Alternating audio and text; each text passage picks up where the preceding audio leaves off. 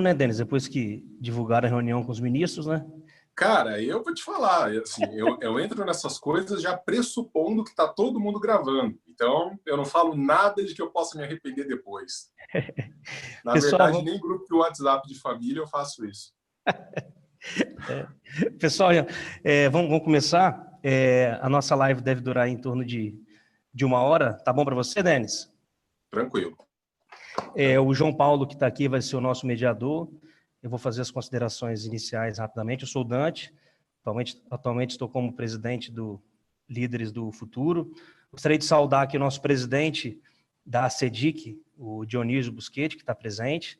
A ACEDIC, que é a Associação Empresarial de Colatina e região, e o nosso Comitê Líderes do Futuro é um braço, né, que a gente está iniciando aí há 1 ano e meio, através dessa associação que o Dionísio está presidindo. Eu estou vendo aqui também a presença da Soraya, da diretora da Bagur. Gostaria de saudar ela também, que já foi nossa palestrante no início do ano. Se eu não me engano, acho que foi a última palestrante antes da gente iniciar as lives, né, que logo depois iniciou essa onda do coronavírus. Para quem não nos conhece ainda, a gente é um comitê, como eu falei agora há pouco, do Líderes do Futuro, e a gente faz parte da associação empresarial, que é a CEDIC.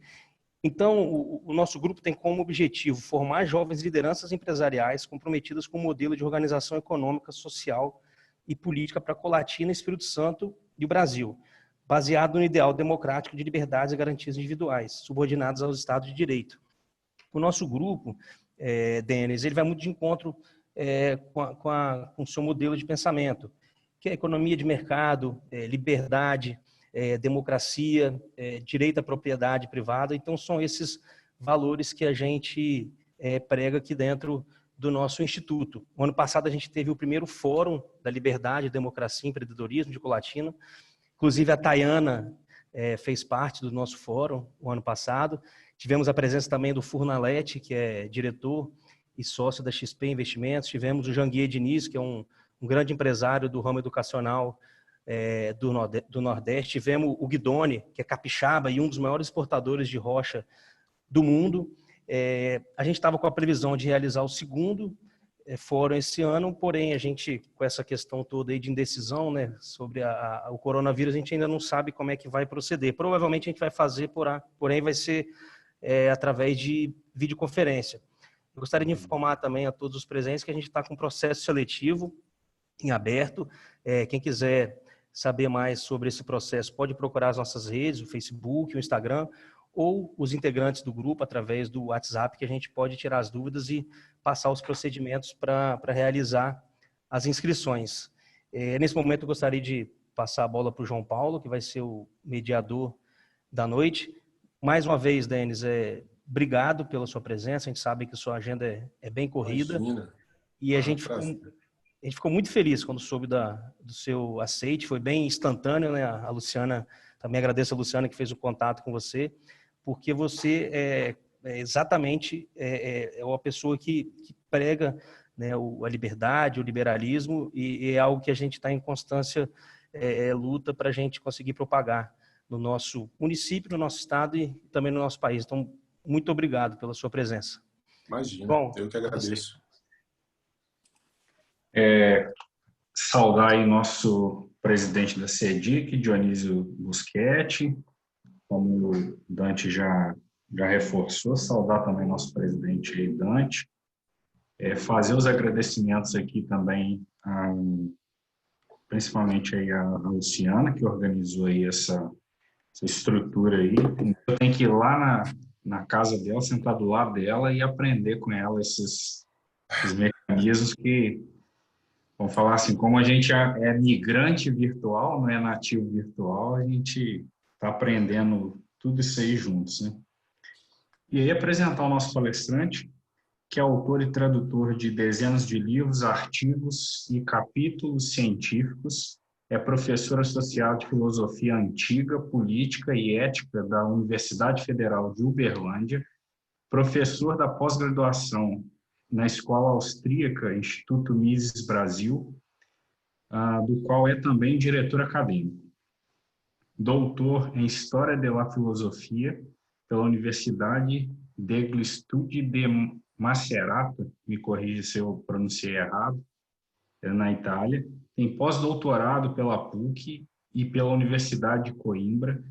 Tem passagens de pesquisa pela Universidade Carlos III de Madrid, Universidade de Buenos Aires, Trinity College Dublin, Università La Sapienza de Roma, Università de Cagliari e Université Paris-Sorbonne.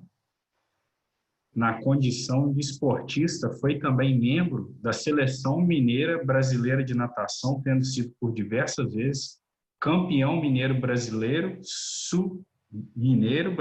sul-americano e mundial. Acredito que você põe na prática. Só que isso aí agora está tudo aposentado, tudo que restou disso daí foram boias de gordura no abdômen. A única coisa que me faz boiar hoje numa piscina. E essa é aí o seu currículo, que é de fato vem a brilhantar aqui essa estrada que a gente está sedimentando aí com blocos de, vamos falar assim, de ideias liberalistas, de Estado democrático, de liberdades individuais, direitos individuais e livre comércio. E aí a gente queria ver com você, Denis, se você quer fazer, ir colocando, se você preparou algum roteiro e a gente vai introduzindo perguntas, como você quer fazer isso? Acho que pode ser isso. Eu posso fazer uma breve explanação de alguns elementos da filosofia de Ayn Rand, que de vez em quando eu olho para o lado aqui, é porque eu estou com o computador do lado e eu vejo vocês melhor. Então, a Lu pediu para que eu fizesse uma explanação sobre alguma coisa da filosofia de Rand, que é uma filosofia que está muito em voga e que está muito alinhada com essa ideia da liberdade, do livre mercado e tudo. E depois a gente pode bater um papo à vontade, sem nenhum tipo de formalidade. Quem quiser me parar, me pare. Eu não tenho nenhum tipo de frescura quanto a isso, não. Tá bem tranquilo. Perfeito. Então, vou deixar aberto para você começar a fazer essa explanação para nós e a gente vai introduzindo aí as perguntas. Não, tá perfeito. Bom, obrigado pelo convite, pela generosidade. Estou sempre à disposição de vocês. De preferência que vocês me chamem para ir até aí 1 hora depois da peste. Vai ser um prazer. Que aí eu já aproveito e já faço um tour pela região. Mas, veja, eu estava até agora há pouco conversando com um querido amigo aqui das Minas Gerais, ele me mandando uma mensagem todo entusiasmado, que ele fez um curso meu sobre Ayn Rand, que foi disponibilizado em parceria com o Instituto Mises Brasil, e ele falava, cara, é impressionante como que as nações, os estados que experimentaram de alguma maneira olhar para a realidade como ela é e não como gostaríamos que fosse, e começaram a implementar saídas com base nessa realidade, como que os resultados aparecem, né? Como que os resultados vêm, como que a gente sai de uma condição, isso é uma base da praxeologia da escola austríaca, né? De uma teoria importante da escola austríaca de economia, que é como nós saímos de uma condição menos confortável para uma condição mais confortável. A condição natural do homem, o modo como nós chegamos na vida, de maneira, vamos dizer assim, essencial, é a condição da pobreza. Portanto, a construção da riqueza, né, é um artifício que nós criamos para vivermos numa sociedade complexa que se estabelece a partir de uma dinâmica muito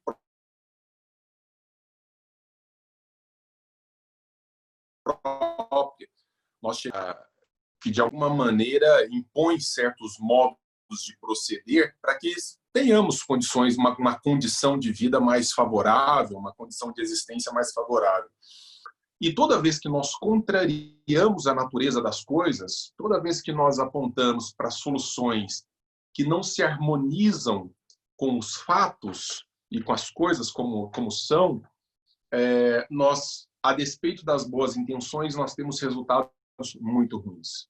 Essa é a história das políticas coletivistas, essa é a história do socialismo, essa é a história do comunismo, essa é a história do fascismo e de todos os modelos totalitários, sejam eles de esquerda, sejam eles de direita, que atacaram as liberdades individuais e que atacaram o curso da história como algo que deve, de alguma maneira, se autorregular.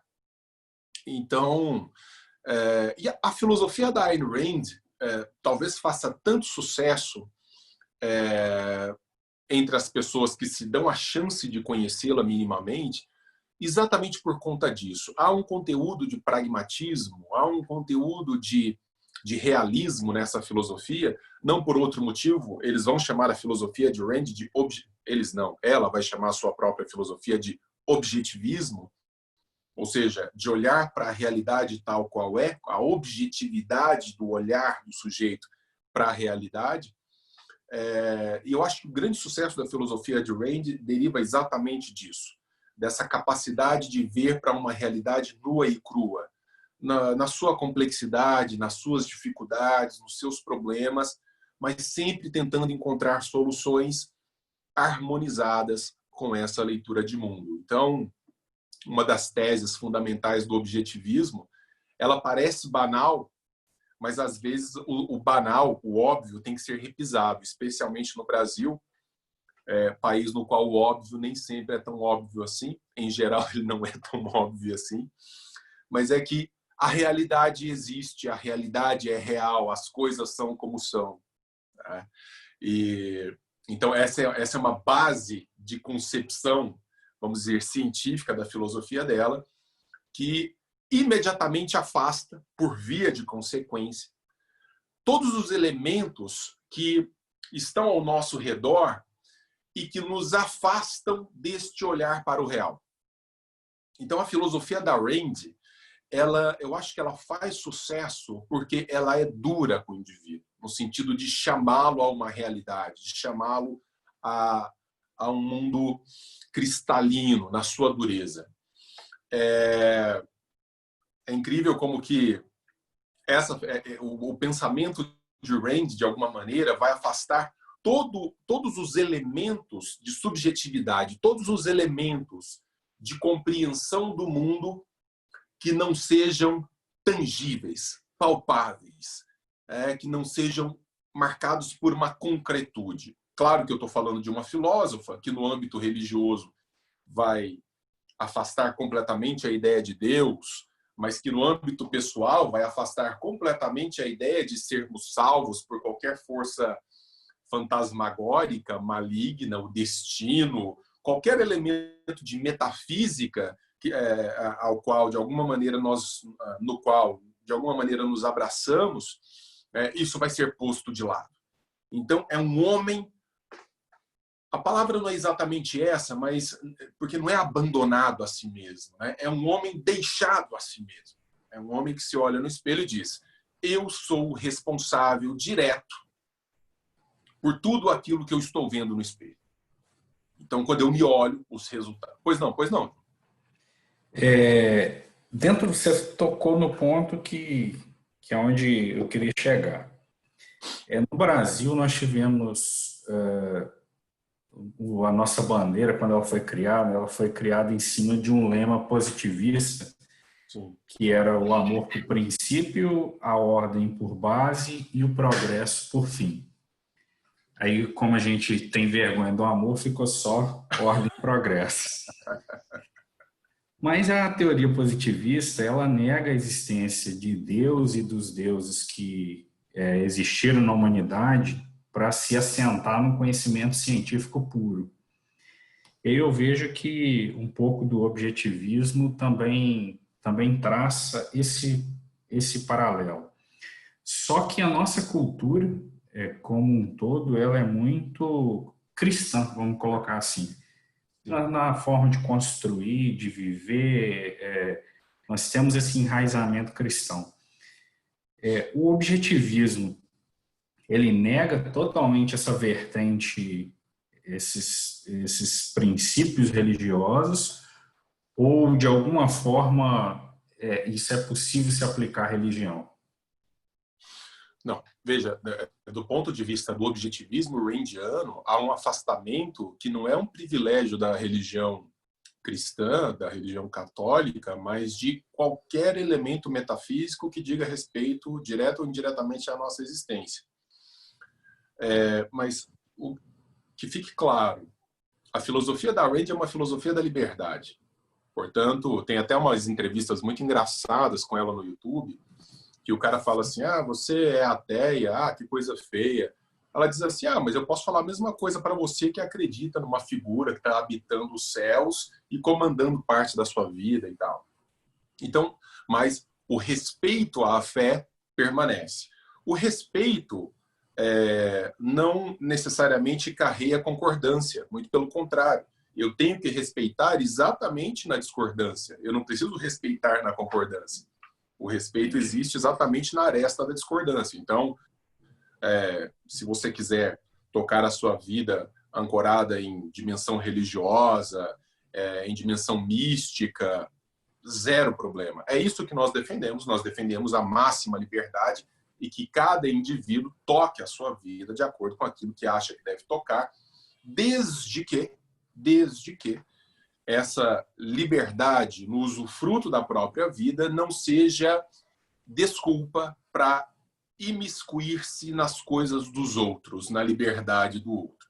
Então, o problema da religião para Ayn Rand, que é o problema de qualquer outra dimensão metafísica, é muito mais quando você se encosta, quando você se protege sob um guarda-chuva do misticismo para não assumir a sua responsabilidade e o curso da sua própria história, na construção da sua própria história. É você tentar se eximir dessa responsabilidade que deriva de uma condição de liberdade. E, por outro lado, há uma crítica nesse sentido, quando isso se torna uma política coletivista, ou seja, que grupos que se veem como insensados e portadores de uma verdade messiânica procuram impor ao outro, por meio de força, seja ela de que natureza for, um determinado modo de ver o mundo. Aí, quer dizer, é esse tipo de agressão que não é tolerada, porque coloca em xeque a própria possibilidade da liberdade. Então, a filosofia randiana é um hino, tanto que ela tem uma obra chamada O Cântico, que no original era para ser chamado Ego. Depois ela colocou no inglês como o hino, the anthem. E a gente traduziu para o português como o cântico, porque ele deveria evocar uma certa dimensão mística, mas era só para evocar uma dimensão mística para dizer assim, se existe algo que realmente importa, é o sujeito, é o eu. Sou eu conduzindo o meu destino, sou eu conduzindo a minha realidade, conduzindo a minha história. E claro que, numa perspectiva dessa, as escolhas são feitas. O que a filósofa faz, em última instância, é dizer o seguinte, tudo bem, você escolhe o caminho que acha que deve trilhar. No entanto, cuidado, ao trilhar esse caminho, que você não se interponha no caminho do outro, mas, ao mesmo tempo, perceba que seguindo isso aqui que eu estou te oferecendo, eventualmente você pode ter um resultado mais efetivo. Eventualmente. Então fica uma proposta. Nenhuma filosofia é uma filosofia interventora. A filosofia é sempre uma proposta de leitura da realidade. Então o que a Rand diz é um sujeito que vive de maneira ilustrada, um sujeito que chama para si a responsabilidade sobre a própria vida e que assume egoisticamente o seu autointeresse, desde que seja um autointeresse racional, ele não só absorve frutos melhores dessa existência, como ele ainda dissemina esses frutos em sociedade. As pessoas fazem uma leitura muito enviesada da Ayn Rand por imaginarem que ela defende um egoísmo que vê o outro como um meio para atingir um fim. Então eu olho para você, João, e falo assim, ele tem um cargo que me interessa, então eu vou escalar sobre ele para derrubá-lo para atingir o meu autointeresse. Em hipótese alguma. Isso não é egoísmo randiano.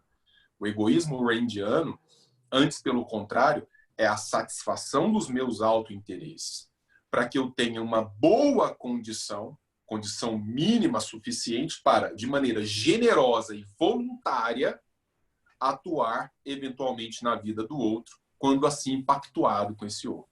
O grande crime contra a vida do indivíduo é quando ele é expoliado daquilo que ele produz, e vocês trabalham com empresas, sabem bem do que eu estou dizendo, quando você trabalha feito um cão, para que no final de um determinado período você tenha que deixar metade de tudo que você produz nas mãos de um Estado que rouba de você, ainda que você concorde com isso, viu? O fato de você concordar ou não com pagar imposto independe, o imposto é roubo nesse sentido, é uma questão axiológica, porque não há uma pactuação.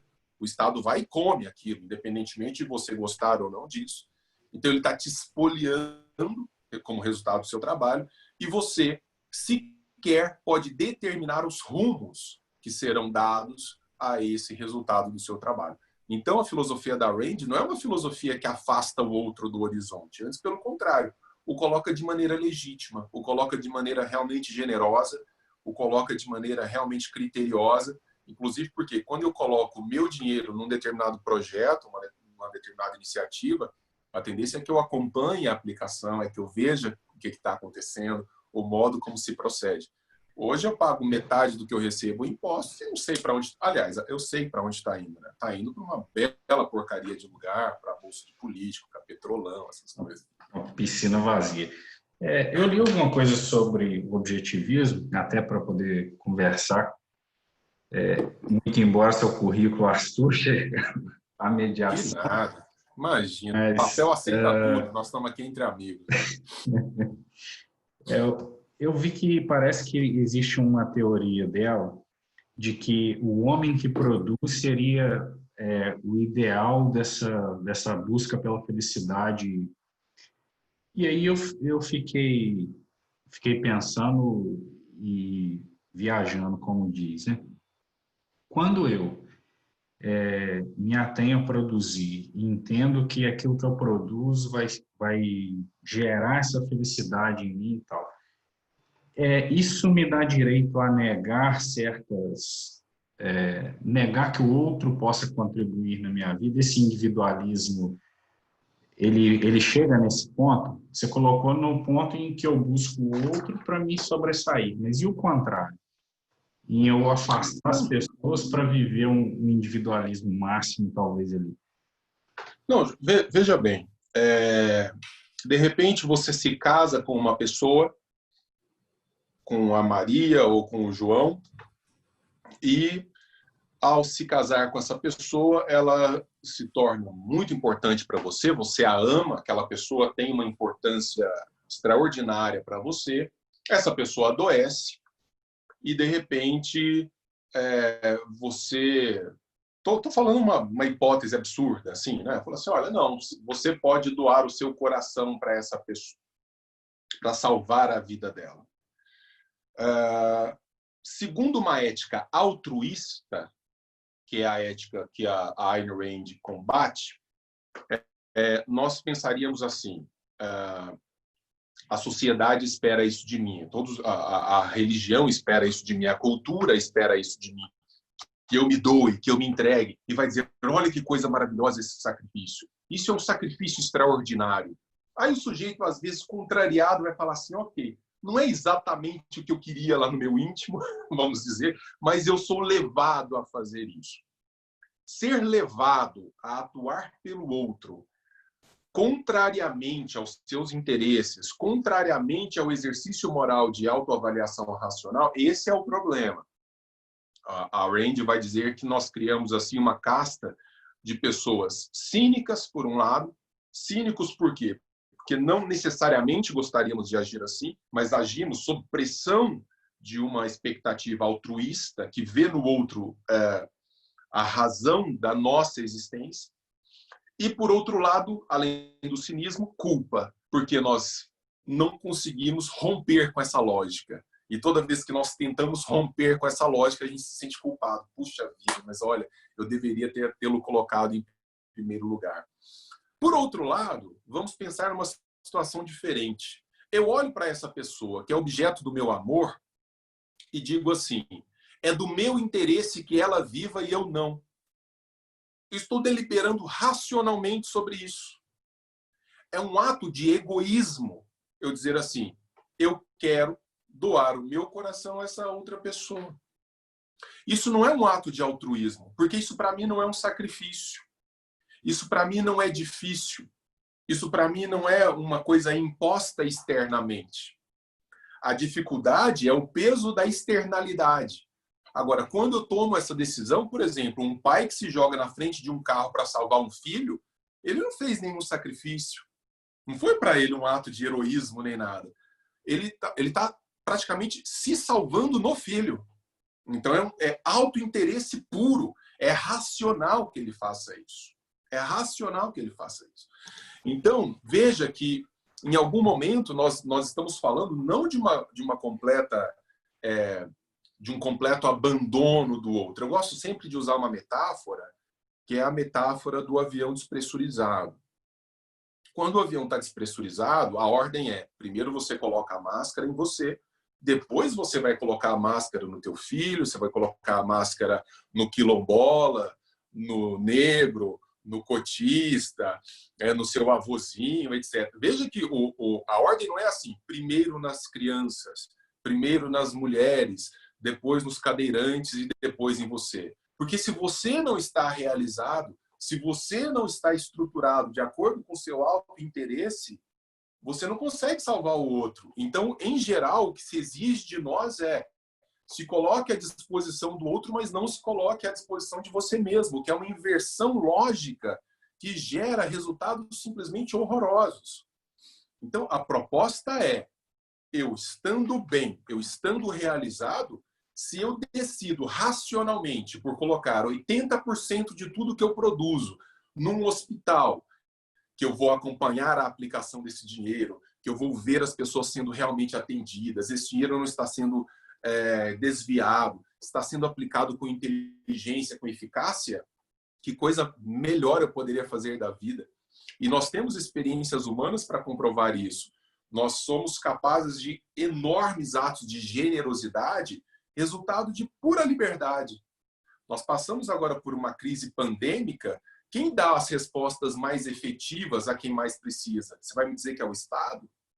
O que eu vejo são bairros se unindo, são favelados se unindo, empresa privada distribuindo o que dá, sabe, fazendo o diabo, enquanto o Estado, com 3 meses de crise, estava discutindo, por exemplo, o que fazer com o pequeno empresário, com o médio empresário, como é que ia distribuir algum tipo de sei lá, de correção do processo e tal. É inacreditável a lentidão, a burocracia.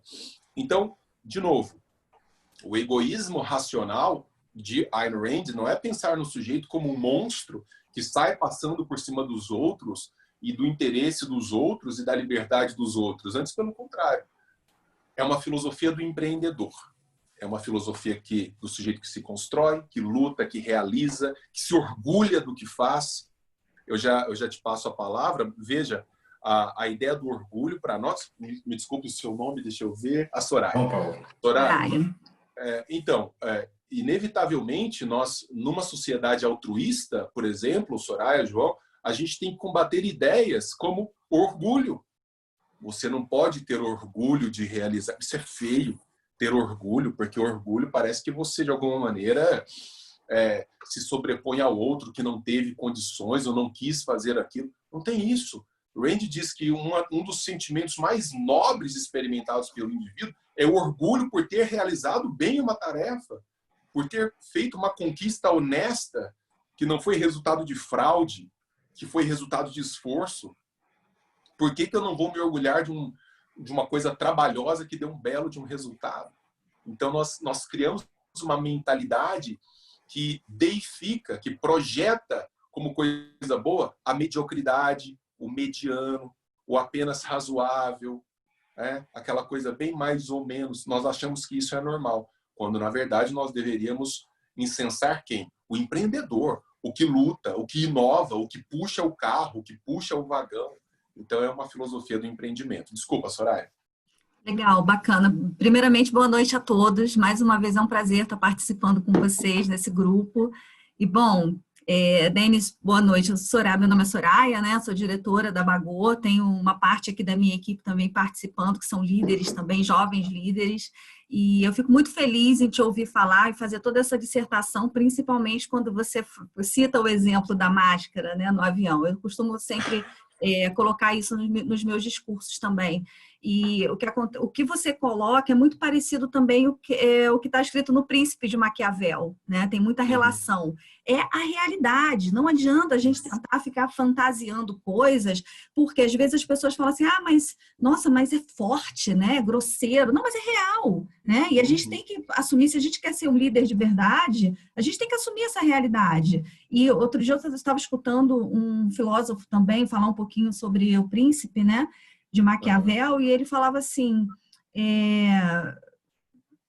a filosofia é direta, não tem enrolação, sabe? Isso. Vai doer, mas olha, e você pode ter certeza que quem vai ler o Príncipe são líderes. Quem não é líder não se interessa em ler o Príncipe, porque vai ficar chocado com tudo que está escrito. E não tem nada a ver com religião, tem a ver em fazer o que é certo para você e para quem está junto com você. E ele diz numa passagem também, você me corrija se eu estiver errada, que se você tiver que mentir, você tiver que roubar, o que você tiver que fazer pelo seu povo, faça. Você está assumindo aquilo ali como seu, como algo que você tem que lutar para fazer dar certo. Sim. Então, e tem uma outra passagem que eu gosto muito também, que ele fala, o líder sempre tem que ser temido e amado, nunca odiado. Mas se ele tiver que escolher entre ser temido e amado, que ele seja temido. Então, eu queria fazer essa colocação, acho que veio muito ao encontro do que você está falando, né? E não sei se tem algo, se você concorda comigo, que tenha algo a ver com essa questão do Príncipe de Maquiavel, porque eu acho erradíssimo usar a palavra, o termo Maquiavel para designar alguém malévolo. Eu detesto, porque eu sou apaixonada por Maquiavel, sou fã número 1, e toda vez que eu tenho algum conflito com a minha equipe, semana passada mesmo a gente teve um problema interno e mais uma vez eu fui estudar Maquiavel, entender um pouquinho para me desenvolver como líder, como ser humano, para tentar administrar os conflitos. Mas é isso, pessoal, falei demais. Não. Mas veja, há concepções. Maquiavel ele escreve num momento histórico muito preciso, e eu concordo com isso, que dizer que Maquiavel é maquiavélico é não compreender a filosofia de Maquiavel. No entanto, diferente do contexto da Ayn Rand, que defende uma filosofia pautada pelas ações individuais e que, tanto quanto possível, afaste a ideia especialmente de uma força do Estado ou de forças coletivistas que se imponham ao indivíduo. Deixa eu explicar isso melhor. As pessoas pensam que a crítica da Ayn Rand ao coletivo seja uma crítica que inviabilize a reunião de pessoas que livremente pactuem em nome de uma determinada pauta. Não é, ao contrário. Então, assim, olha, vocês são jovens líderes que mexem com empresas, que mexem com capital, e que se unem livremente, porque, tanto quanto eu sei, ninguém foi ameaçado para participar deste grupo, então se reúnem livremente para compartilhar certas ideias, compartilhar certas ações, até aí tudo lindo, ou seja, a liberdade da ação, da pactuação e da composição deste grupo, desse coletivo. O grande problema para Ayn Rand é quando disso você começa a construir pautas interventoras e de poder sobre indivíduos que não pactuaram com esse grupo, que não aderiram às regras que foram estabelecidas no princípio, na criação, ou que foram aceitas no decorrer da história desse grupo. Essa é a grande questão. A questão, então, não é você se unir, é você impor ao outro. Então,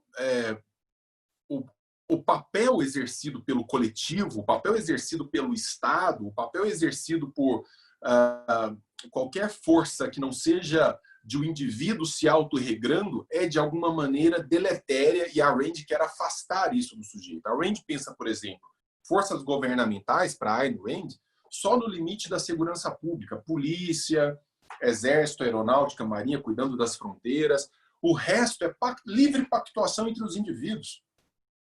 E para isso, aí quer dizer, de novo, no contexto do Maquiavel fazia sentido, mas no da Rand, você não precisa dizer eu terei que ser mais ou menos agressivo, eu terei que ser temido ou não temido. Uma vez que eu estabeleço racionalmente aquilo que para mim é interessante, aquilo que não é, e não existe ninguém de fora me dizendo que eu devo ou não fazer da minha própria vida, que eu a conduza dessa maneira, que eu a toque dessa forma. Então, tem uma coisa que é maravilhosa. O Randy diz assim, até um exemplo que eu dou no meu curso. Uma planta, ela não dispõe de racionalidade. Então, se eu a planto, se eu a semeio na sombra e ela precisa de sol, se tem um sol logo ao lado dela, que na manhã ela não consegue chegar, a tendência natural é que o caule dela começa a se dobrar e ela vai buscar esse sol de alguma maneira para sobreviver. Ela não faz cálculos mentais, né? Ela não faz cálculos matemáticos, ela simplesmente, naturalmente, ela busca.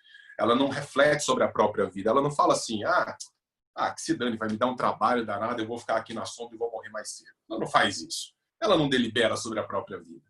É a mesma coisa um animal. O animal ele tem uma consciência rudimentar. Então, ele está com sede, ele olha a água na rua, ele não vai ficar analisando, ele pode até cheirar para falar assim, não está muito podre, não dá para tomar. Mas se estiver razoável, ele não vai pensar assim, será que eu vou ter verme se eu beber? Ele bebe. Né?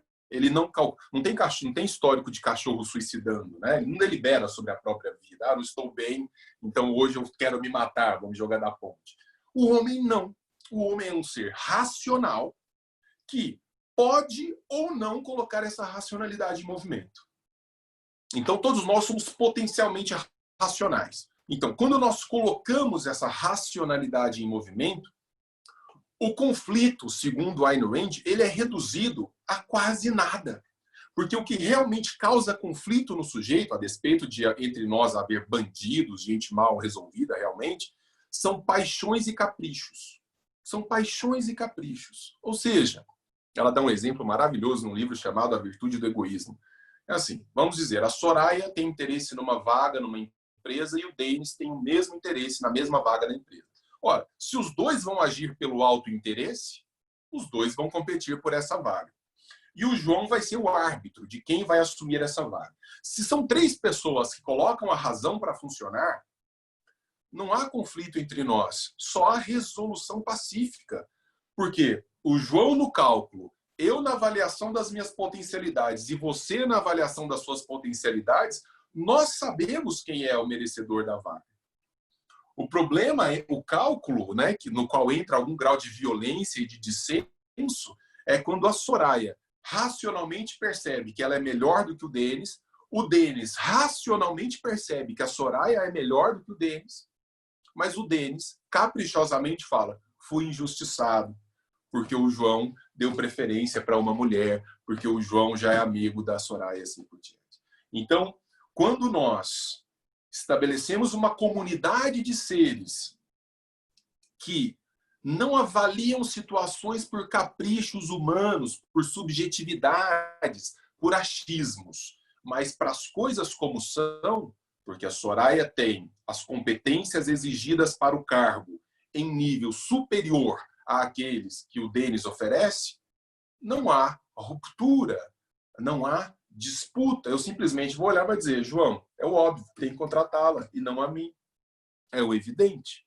No entanto, nós agimos por paixões e acabamos insistindo em pautas que são caprichosas e não realistas. Por que ainda hoje no Brasil nós estamos discutindo luta de classes, desigualdade? Desigualdade nunca foi um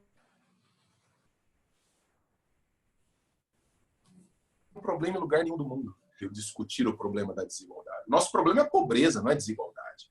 Mas da pauta, parece que toca o nosso coração, toca as nossas paixões. Então, soa agradável num ambiente midiático, etc, etc. Agora, quando você deixa as paixões de lado e diz assim, como é que eu posso resolver os problemas de maneira concreta? Você dificilmente vai ter que trabalhar em arbitragem, a não ser em situações limite. Ou seja, vocês como líderes, quando vocês começam a chamar uma equipe para pensar racionalmente as questões, para pensar racionalmente o papel de cada um, a tendência natural, vai dizer Ayn Rand, é que esses dissensos diminuam. Por quê? Porque o cálculo racional ele estabelece o branco e o preto. Ele afasta o cinzento. O cálculo racional desapaixonado, ele afasta a zona cinzenta.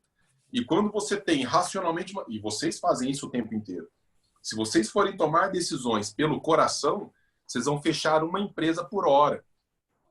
Né? Então você olha racionalmente, qual é o cálculo? Isso aqui funciona, isso aqui não funciona. Então eu toco. Não funciona, eu fecho. Então, essa coisa do emocional, do sentimental, ela vai dizer, não é para pensar no homem como um robô. Nós não somos robôs. Nós temos emoções, nós temos sentimentos, mas essas emoções e sentimentos, eles devem estar a favor das decisões racionais. Então, como é que eu estimulo uma equipe para trabalhar? Olha, moçada, olha aqui, racionalmente, eis o que nós temos que fazer. Agora, todo esse tesão acumulado, vamos jogar aqui. É isso aqui que nós temos que realizar. Aí é que você vai colocar coração, emoção, sentimento, é que você vai chorar à noite porque não conseguiu. Aí a emoção faz sentido. Agora, não o contrário. Você só se emociona, você só avalia pelos caprichos e pelas subjetividades e o racional é posto por terra. Aí é a receita ideal para destruir tudo. Aproveitando esse gancho que você disse, e nos parece isso muito importante, analisando um contexto geral, em que nós temos hoje uma Constituição clientelista, que às vezes tutela, vou colocar um exemplo, o servidor público ele progride na carreira, por tempo de casa, muitas vezes, e não por produtividade ou meritocracia. E como você vê, parece que nós não estamos caminhando nessa direção objetivista, mas nós estamos nos distanciando cada vez mais, me parece a leitura que eu faço, em defender muitos privilégios ainda. Sim. Na verdade, o próprio Hayek e a Rand também vai nele. Hayek foi prêmio Nobel de Economia, um dos grandes nomes da escola austríaca de economia, um liberal clássico. Ele faz um diagnóstico que é bem interessante. Ele vai dizer, olha, moçada, sem ilusões, o Estado tende sempre ao inchaço. O Estado tende sempre ao crescimento. Basicamente porque ele premia a incompetência. E quando você premia a incompetência, você retroalimenta exatamente as estruturas estatais. Vou dar um exemplo aqui no caso da educação e depois vocês podem puxar um exemplo na experiência de vocês. Na educação funciona assim. A minha universidade apresenta resultados ruins em relação ao investimento que se faz por aluno. Cada aluno custa, em média, para os cofres públicos, R$3.000, R$3.500 por mês. Alguém fala que é educação gratuita, eu não sei que gratuito é esse. A 3 paus a cabeça de um lacrador. Então, quer dizer, é caro. É caro. Pois bem. Qual que é a contrapartida que nós oferecemos? Estou por entender, com base no valor que é investido na máquina. Aí, o que o gestor da universidade diz? Olha, mas nós apresentamos resultados ruins porque vocês não investem o suficiente, nós precisamos de mais dinheiro. Aí o Estado oferece mais dinheiro. Nos últimos 10 anos, por exemplo, houve uma duplicação do orçamento das universidades públicas no Brasil. Em 10 anos, duplicou-se o orçamento. Não existe paralelo no mundo disso. Em 10 anos, você duplicar o cofre das universidades. O que aconteceu? Nós aumentamos o número de universidades, o número de alunos, o número de servidores, o número de funcionários, a qualidade do que nós oferecemos só cai. Então, qual que é o argumento? Nós precisamos de mais dinheiro. Você não vê o Estado falando em vamos profissionalizar a gestão, vamos trabalhar com governança. É assim, nós precisamos de mais dinheiro. Nós somos ruins porque nós precisamos de mais dinheiro. Aí o Estado vem e coloca mais dinheiro. Ou seja, se você faz um bom resultado, você perde o seu principal argumento para pedir mais dinheiro, que é ser ruim, que é ser medíocre.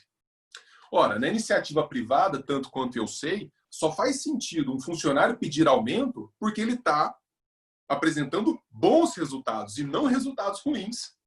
Então, se o meu funcionário está me apresentando um baita de um resultado, ele chega no chefe e fala assim, olha, preciso aumentar meu salário. Não, com toda a razão, você está me oferecendo resultados bons.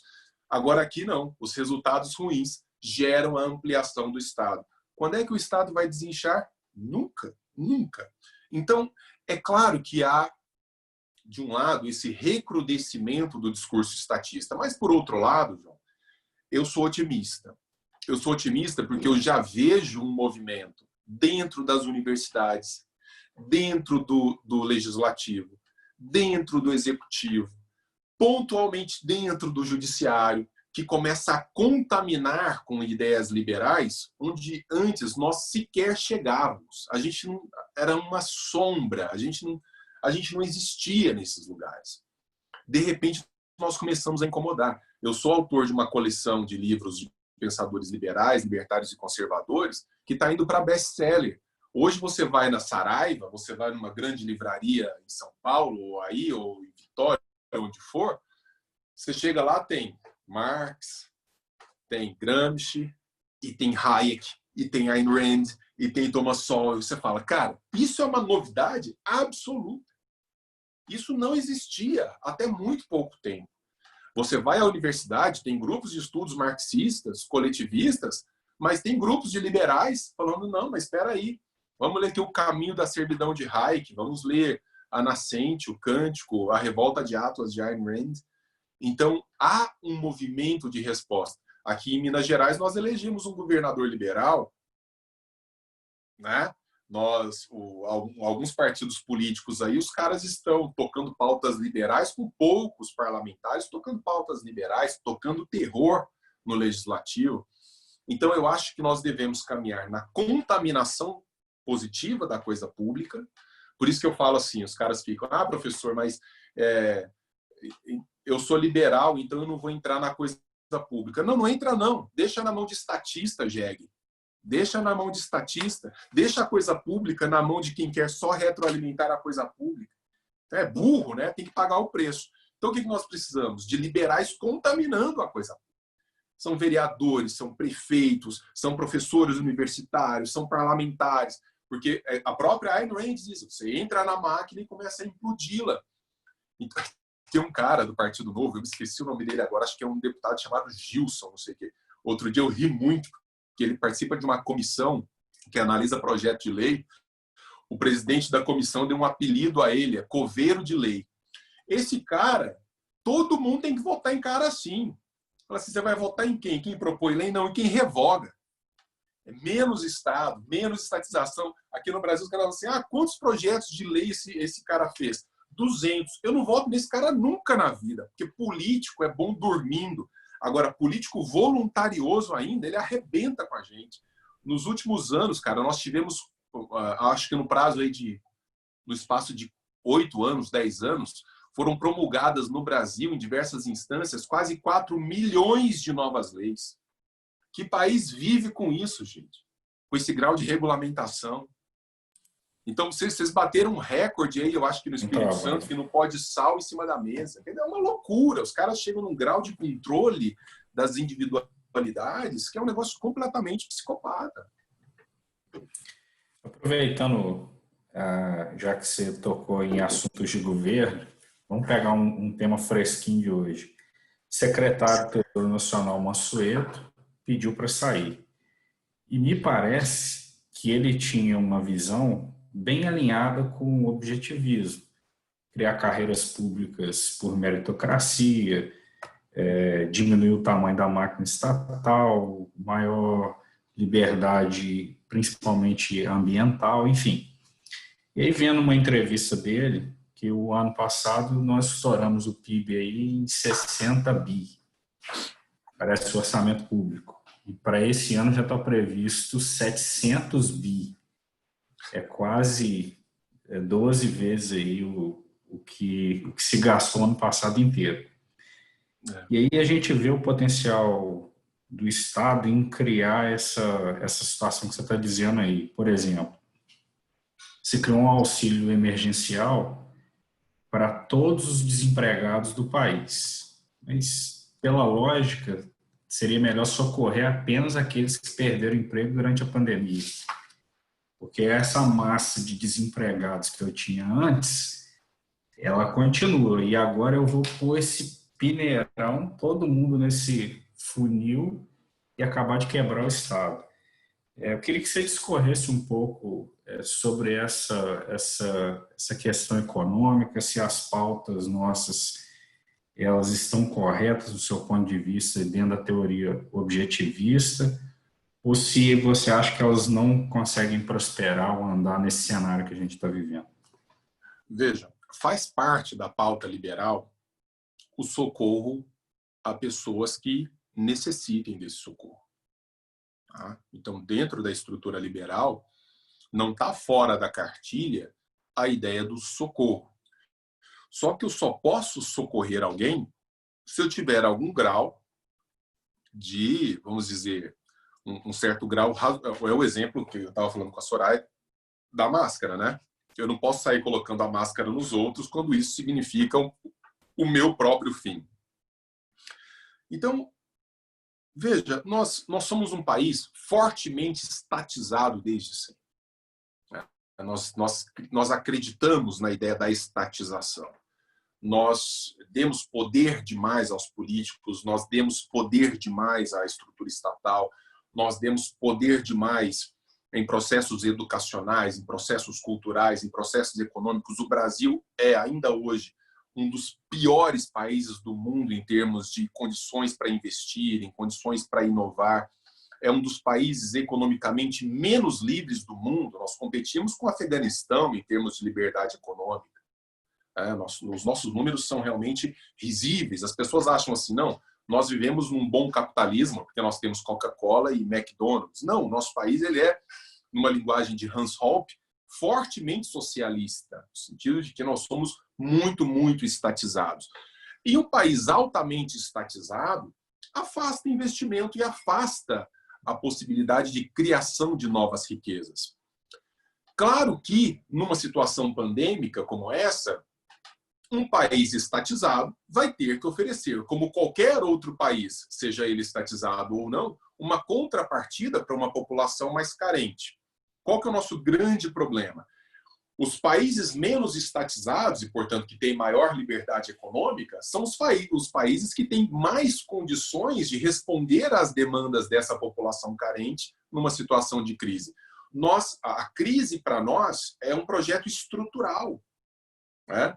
Por exemplo, na saúde, o SUS já estava em colapso antes dessa crise. Na educação, já estava em colapso antes dessa crise. Então, nós não temos, a grande novidade é que nós aprofundamos o colapso. Agora, que lição que nós podemos tirar daí segundo um pensamento liberal? Agora, nós vamos dar resposta tal como é possível a isso. Eu uso sempre uma metáfora que é mais ou menos assim. O sujeito fuma a vida inteira, come torresmo a vida inteira, bebe cachaça a vida inteira, fuma. Aí ele chega no hospital, o médico fala assim, olha, sua situação é dramática. Sua situação é dramática. Você está para morrer a qualquer momento. Aí ele chega em casa e fala assim, vou entrar no Google para descobrir algo que vai resolver a minha vida de hoje até o fim de semana que vem. Não existe bala de prata. Você construiu durante muito tempo uma situação, você veio estatizando, você veio maltratando a máquina, e agora que você resolveu se salvar de alguma maneira, não existe bala de prata para fazer isso. A gente vai ter que fazer as pequenas reformas necessárias para chegarmos ao ponto de nos tornarmos novamente saudáveis. Quais são as reformas necessárias? Sempre aquelas que apontam para a libertação dos indivíduos, para a liberação das relações econômicas, aquilo que a Ayn Rand vai chamar de economia laissez-faire, laissez-passer, ou seja, de uma economia que se autorregulamenta, de uma economia que não sofre intervenção estatal. Moçada, eu tive o prazer de estudar muitos anos fora, e você conversa com empresários que falam assim, eu tenho muita vontade de investir no Brasil, mas eu não sou louco. Você pega o corpo de regulamentos do Brasil, os caras não vêm para cá, mas não vêm nem a pau. Outro dia estava uma discussão longa sobre companhias aéreas de baixo custo, low cost, para vir para o Brasil. É impossível, porque a regulamentação pensada para proteger, aspas, o trabalhador, o mantém desempregado porque essa empresa não vem. Porque a legislação torna inviável a operação. É inviável manter uma companhia low cost no Brasil, por exemplo. É inviável trazer bancos internacionais, montadoras, etc., porque a legislação destrói a possibilidade da inovação, do empreendimento, etc. Então, quando nós acordarmos para a ideia de liberar as pontas, de menos Brasília, de menos normas coordenando a nossa existência e apostarmos mais nas liberdades individuais, no patrão que negocia diretamente com o seu funcionário, sabendo que você pode eventualmente passar por um processo de arbitragem, mas hoje a relação patrão-funcionário é uma relação quase que de ódio, não é de colaboração, porque são tantas normas que ameaçam um e outro a todo momento que você não constrói colaboração, você constrói Veja que o Brasil tem uma bela de uma jabuticaba chamada Justiça do Trabalho, uma coisa que não tem em nenhum lugar do mundo. É completamente surreal. Mas a aposta é muito simples. Os países mais livres, os países que garantem maiores liberdades individuais sob todos os aspectos, são os países mais prósperos, mais bem educados, com melhores índices de desenvolvimento humano, com menores índices de corrupção, com melhores índices de infraestrutura, etc, etc, etc. É matemático. Os países que sofrem maiores processos de estatização, com a desculpa de que, deixa, eu vou cuidar de você, eu vou impedir que você se prejudique, são os piores países do mundo. Não por outro motivo, o Brasil é um país invertido. Nós temos os números mais altos no que há de pior e nós temos os números piores no que há de melhor. Estou mentindo? Vocês podem pegar qualquer coisa relativo à educação, saúde, infraestrutura, o que vocês quiserem. Os índices que vocês quiserem. Nós somos um país completamente invertido. Bala de prata não há. A gente vai ter que fazer um processo de reforma para ir afastando o Estado e ele não vai querer se afastar. Esse é o grande problema. Sim. Eu tenho Anne Rand, que sai lá de um país socialista, vem para os Estados Unidos, trabalhar lá em Hollywood e se descobre uma pessoa livre. Você acha que ela mais capitalizou os princípios americanos de liberdade ou ela impactou o povo americano com seus valores? Isso já vinha nela. A Rand escreveu pequenos romances quando tinha 9, 12 anos de idade, que a colocavam como heroína da própria vida e que foram esboçados e depois foram desenvolvidos, inclusive nessa obrazinha aqui, ó, que eu recomendo muito, ela é pequena, chamada O Cântico, que eu acabei de falar dela agora mesmo, é uma obra pequena da Rand, e que é um reflexo extraordinário da filosofia dela, da ideia do indivíduo, da descoberta do eu. Então, e outra, a Rand fazia críticas severas aos Estados Unidos nos processos de, por exemplo, houve uma época que o governo, acho que o Reagan, não lembro que governo era, eu não me lembro agora o nome do presidente, mas estava subsidiando grandes empresas de petróleo. Ela fazia o ó na vida desses caras, dizendo, tá vendo? É isso daí que arrebenta. Medidas protecionistas, governo subsidiando grandes empresas, criando monopólio, porque monopólio é resultado de campeões nacionais subsidiados com dinheiro público, porque quando você tem livre competição, o monopólio é uma impossibilidade. Tem os monopólios naturais por merecimento, é diferente, mas monopólios criados artificialmente. Então, mesmo nos Estados Unidos, ela ainda defendia maior liberdade. Agora, imagina uma Rand num estado como o brasileiro, acho que ela já teria tido um infarto com 30 anos de idade, porque é uma reprodução, vamos dizer, mais romantizada e colorida de algumas políticas fascistas, de algumas políticas totalitárias. Eu falo que o brasileiro ele sofre de uma crise de perspectiva. Já viu aquela historinha do sapo que está dentro do buraco, que não sabe o mundo que tem lá fora? Nós achamos que o nosso mundo é esse, que está tudo bem, que está tudo certo. Mas quando você olha um país desenvolvido trabalhando, não é que eles são perfeitos, mas a possibilidade de empreender, a riqueza das relações, a vida do capital, o capital que gira com maior liberdade, o modo como isso gera prosperidade. Não existe nenhum modelo econômico no mundo que tenha tirado mais gente da pobreza do que o capitalismo, não porque ele redistribui renda, mas porque ele cria renda, ele cria valor. Os estatistas, de modo geral, eles têm uma concepção muito engraçada.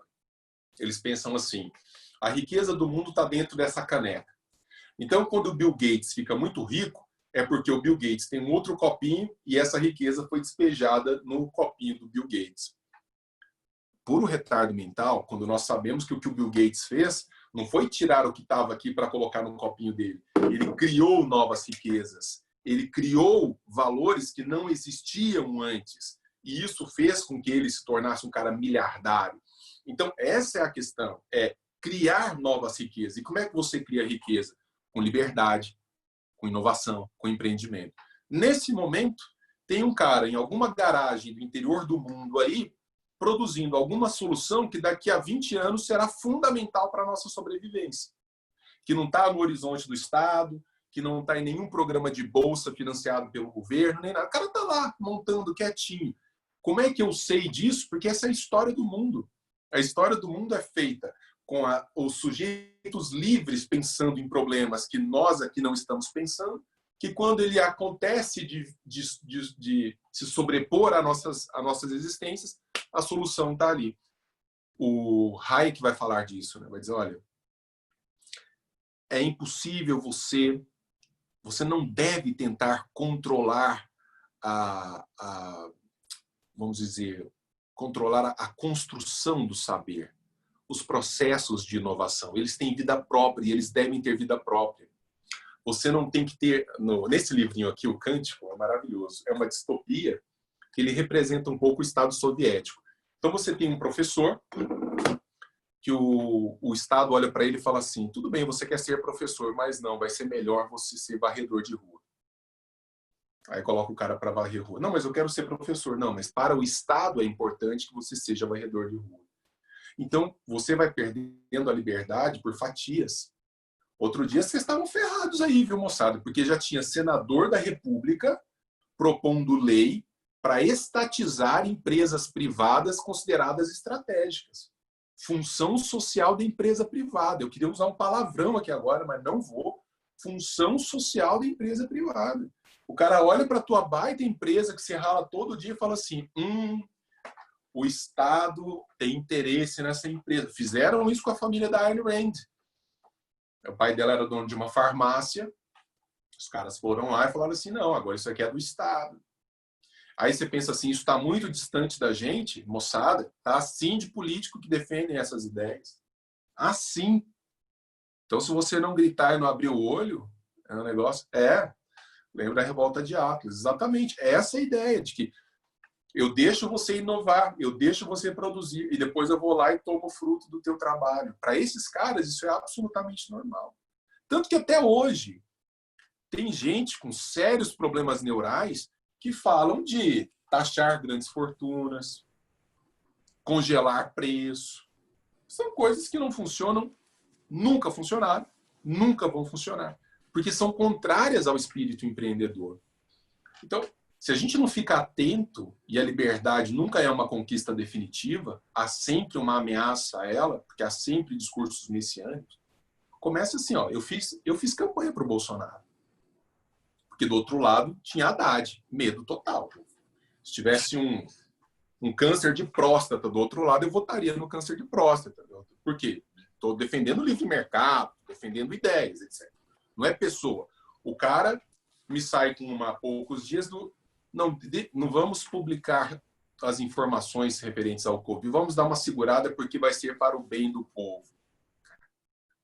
Isso daí é típico de um espírito fascista que é inadmissível. Ah, mas você não apoiou? Eu apoio ideias, eu não apoio pessoas. Pessoas eventualmente se corrompem, boas ideias jamais. Então as pessoas passam, as boas ideias ficam. É parar com esse discurso de gente, de idolatria, de pessoas, e apostar nas ideias. Quando o cara erra, diz que erra. Quando o cara acerta, aplaude. Não é tão difícil assim. Pois é. O papo tá bom, a conversa tá boa, adiantada. Nós vamos abrir aí para as perguntas da nossa galera aí que se inscreveu aí nessa live. E deixa aí aberto aí para o povo perguntar aí nesses minutos que restam aí para finalizar.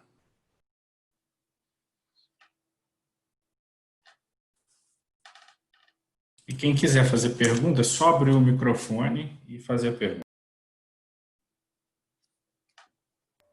Eu te confesso tá todo mundo meio perplexo, assim, não concordando com nada, né, Lu? Eu ia te falar o seguinte, eu te confesso que eu digitei pergunta 5 vezes, você respondeu antes de eu mandar a pergunta.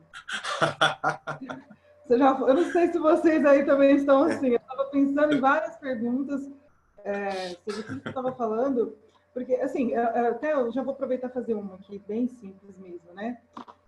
O que a gente explica, Denis, para essa nova geração sobre objetivismo, sendo que é uma pergunta bem assim, prática mesmo, sendo que é uma geração, não só uma geração, a gente vive num país extremamente do amor ao próximo, né? Todo mundo valorizando o amor ao próximo, enquanto a religião está tudo certo, não tenho nada contra, né? Enfim, Sim. mas como que a gente explica? Porque até o João falou sobre isso no começo, né? É uma cultura, está intrínseco, né, no brasileiro, de ensinar desde criança, o amor ao próximo, o egoísmo está errado. Como é que a gente mostra? Porque é uma linha muito tênue, né? Como que explica isso? Como que aplica no dia a dia? Eu acho que uma vez eu estava dando uma palestra aqui no interior de Minas Gerais. E tinha uma plateia grande, e na frente, assim, na primeira fila, tinha uma menininha de uns 3 anos, 4 anos, correndo com um sorvete. A mãe está sempre desesperada atrás de uma criança nessa idade, né? Tá sempre olhando e tal. E aí eu a usei como exemplo, e eu acho que é um exemplo que a gente precisa de uma mudança de mentalidade. E a gente tem que apostar nos jovens e nessas novas gerações. Essa criança, de modo geral, eu fui educado assim, eu acho que vocês eventualmente foram também. Eu fui educado assim, se eu tivesse um sorvete na mão e 3 coleguinhas ao meu lado, a minha mãe, antes de eu colocar a boca no sorvete, ela falava assim, já ofereceu para o seu coleguinha? Já ofereceu para o Joãozinho, para o Máriozinho, para o Zezinho? Eu nem coloquei a maldita da boca no sorvete. O sorvete que é meu, que foi comprado com o trabalho do meu pai, o esforço dele, e que, portanto, eu deveria usufruir, porque não há relação imoral nisso. Então, assim, diferente filho, quando você terminar, oferece para os seus coleguinhas. Na hora que você estiver satisfeito, oferece para os seus coleguinhas. Então, é uma perspectiva diversa, é uma perspectiva muito, muito diferente. De entender que olhar para mim em primeiro lugar não é inviabilizar o olhar sobre o outro, mas que eu também não sou obrigado a amá-lo para lançar um olhar sobre ele. Porque eu dei o exemplo do pai salvando a vida do filho, mas muitas vezes eu estou falando de puro interesse pessoal mesmo, do tipo, eu vou sair com máscara no meu bairro, não é porque eu estou assim pensando, eu não quero contaminar os velhinhos, não sei o quê. É porque se começar a contaminar muita gente no meu bairro, há um maior risco de contaminação da minha própria família, de mim mesmo. Tudo. Então, isso não é feio. Isso não é feio. Feio é olhar para o outro como se prioridade fosse, sendo que ele não é. Ele não é. Então, nós somos alimentados um espírito que nos coloca de joelhos diante do outro, e eu acho que isso é muito... Quer dizer, eu acho.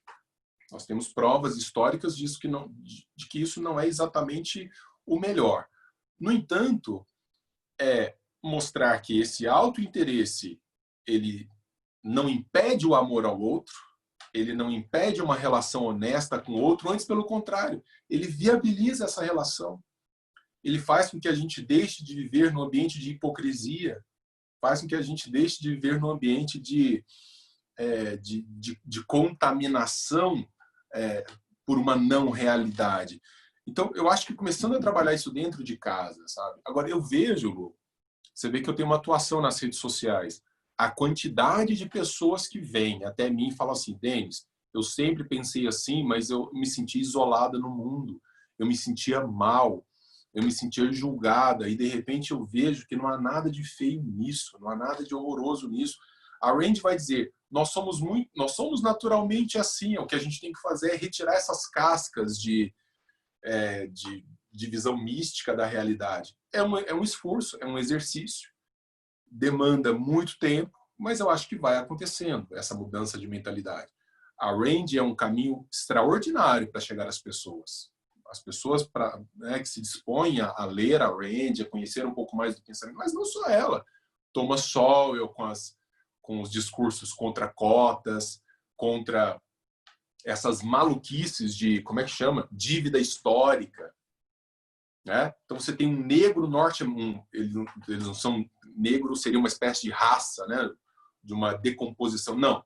Um humano preto, de cor preta, dizendo assim, é uma besteira falar de cota, é uma besteira, a gente tem que atacar o problema real, o racismo real, de maneira a não desunir as pessoas. Vocês estão usando um discurso que afasta a possibilidade da união. Então, olhar para as coisas como são. eu acho que uma boa literatura nessa área é fundamental. Obrigada, porque eu também estava perdida quando cheguei até Rand, quando cheguei a estudar mais a fundo qualquer tipo de filosofia. Esse livro da Rand, Lu, pelo qual você provavelmente me conheceu, que é Os Devaneios do Coletivismo, da Breves Lições, eu assinei o curso e recomendo, gente. O que nós fizemos nesse livro aqui foi sintetizar as ideias da Ayn Rand e oferecer uma leitura, vamos dizer, condensada do pensamento dela, que para extrair você teria que ler quase 2.000 páginas da Revolta de Atlas, mais 1.000 páginas da Nascente e outras tantas páginas de outros livros. Então, as pessoas começaram a se identificar muito assim. Agora, é uma mudança de mentalidade que eu estou dizendo, doméstica. Começa dentro de casa. E daí eu acredito que isso vai se espalhando. A pressão de fora... Outro dia, eu fiz um post sobre dívida histórica. Aí eu comentava, moçada, sério, dívida histórica? Isso não é real. Isso não é o mundo real. Desde que nós temos civilização humana, há humanos submetendo outros humanos.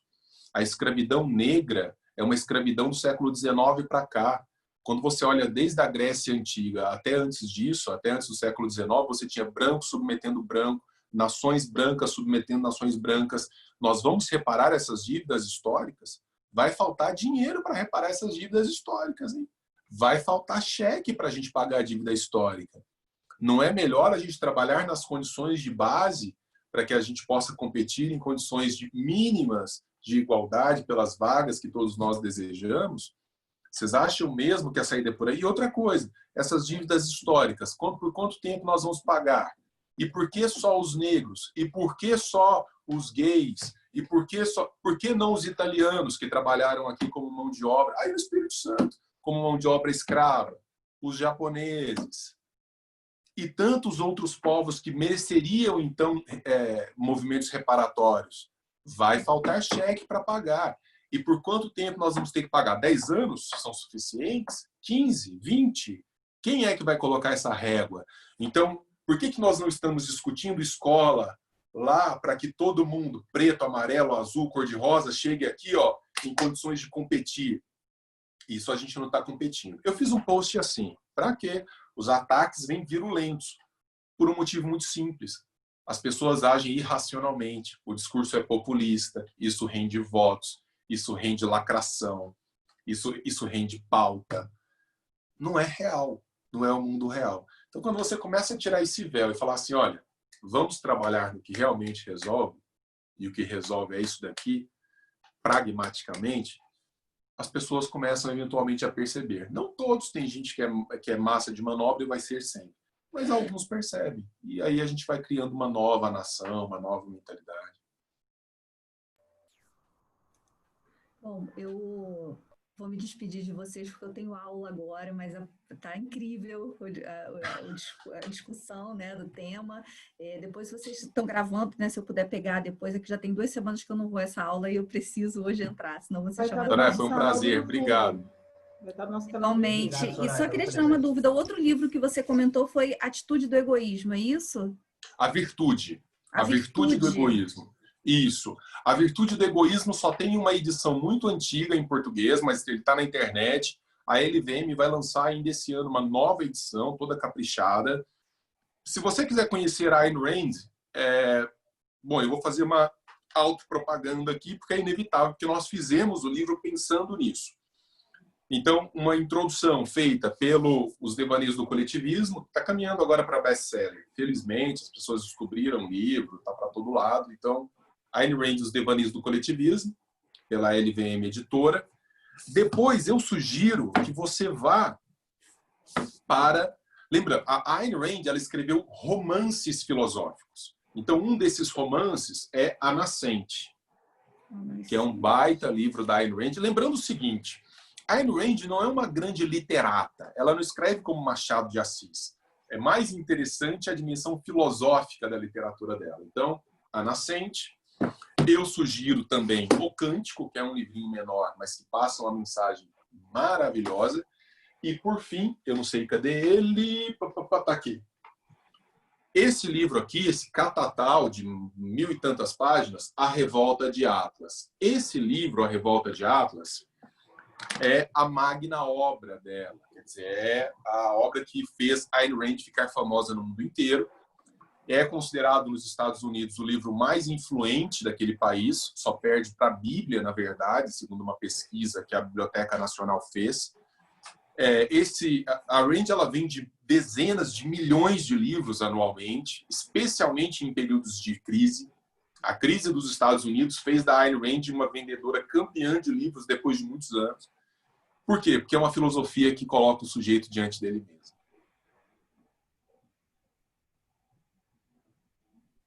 Fala, cara, tá de você sair disso, brigando, indo atrás, lutando. Então é uma filosofia do empreendedor. É uma filosofia fortemente capitalista, é uma filosofia fortemente individualista, sem ser fria com o outro. Então fica essa sugestão aí para vocês, para fazer esse percurso intelectual. Outro dia o Salim Matar, que está conduzindo as pautas de privatização no Brasil, que não vão andar, segundo o próprio Bolsonaro, porque o Centrão não quer agora, e ele abraçou o Centrão, mas que estava conduzindo as pautas de privatização, ele postou um negócio e falou: cara, se todo jovem brasileiro lesse A Revolta de Atlas, nós teríamos outro país. E eu concordo totalmente com ele. É para mudar o destino de uma nação. É que a gente prefere continuar trabalhando autores estatistas, infelizmente. Mas a gente está avançando. Eu tenho um amigo que é capitão da Polícia Ambiental e ele sempre olha para os filhos e fala assim: investe nessas crianças porque o futuro do Brasil está ali. Porque nós estamos meio que perdidos. Pessoal, cara, então, mais uma vez, obrigada, Denis, por toda a sugestão. Está tudo anotado aqui. E, olha, me tornei sua fã, viu? Prazerzão conhecer.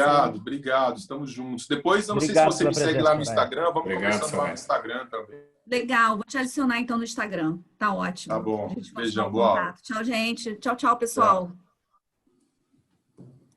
Mas é isso, cara. Se a gente não apostar um pouco nessa mudança... Um pouco, não. Totalmente.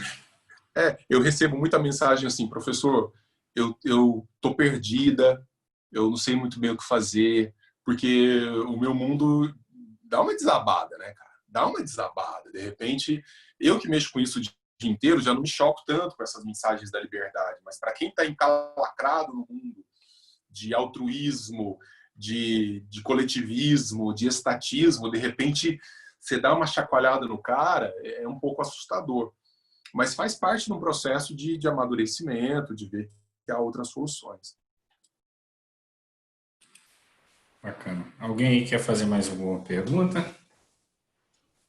Então, vou passar a palavra aqui para o Dante para fazer os agradecimentos aí ao Denis. E agradeço muito, Denis, essa 1 hora abençoada que você nos deu. Imagina. Do seu tempo, para nos enriquecer aqui nos nossos trabalhos. E nada, eu não fiz nenhum comentário técnico da filosofia dela, nem nada. Estou à disposição, se vocês quiserem voltar a outros temas.